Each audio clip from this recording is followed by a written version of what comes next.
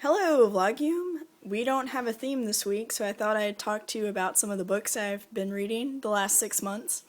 Oh, and forgive the voice, I have a lot of drainage with the weather change, and so I end up having to clear my throat a lot. Ready Player One by Ernest Cline, or Ernie Cline, as those of us who know him like to say. Actually, I don't know him, but I've heard some of his slam poetry. It's really good. Highly recommend it, especially if you're camping out. Anyway, it's a really good novel if you grew up in the 80s, or at least spent part of your childhood in the 80s like I did. You will really enjoy this book. It's well written, the plot's good, the characters are kind of fun, so go read that. Next we have Neal Stephenson, and this is Ream D, although I was on a big Neal Stephenson kick this summer. This one is not part of a series. I read the Baroque Cycle, and then I read Cryptonomicon, which Cryptonomicon actually was written before the Baroque Cycle, but takes place half of it in World War II and half of it in the 1990s with the beginning of the internet. Anyway, I highly recommend all four of those books. Yes, they're all about 800 to 1,000 pages long. Get a Kindle. Save your wrists.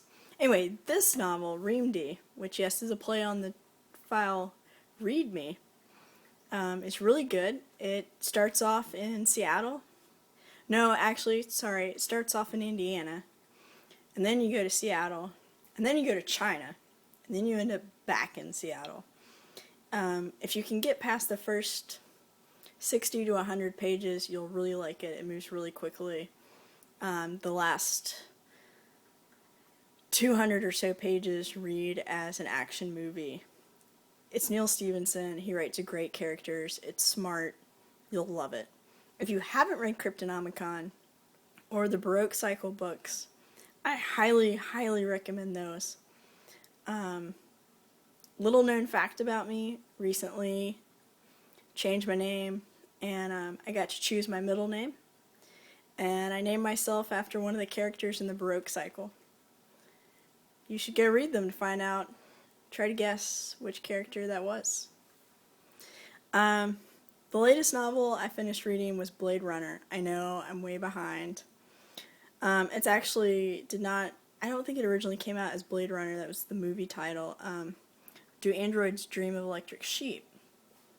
The book is a good bit different in many important ways than the movie. Number one, the main character's married. Number two, there's a lot more talk and thought about what exactly the difference is between these androids and people. It's really interesting. According to the bonus material in this version, Philip K. Dick was somewhat inspired by reading about what some of the Nazi guards said at some of the death camps. And so, anyway, those who were the androids in his mind were the people who didn't seem to have a conscience. Anyway, highly recommend these 3 books. Hope you have a good night, and maybe you'll pick one up for the weekend. Passing it on to Andy.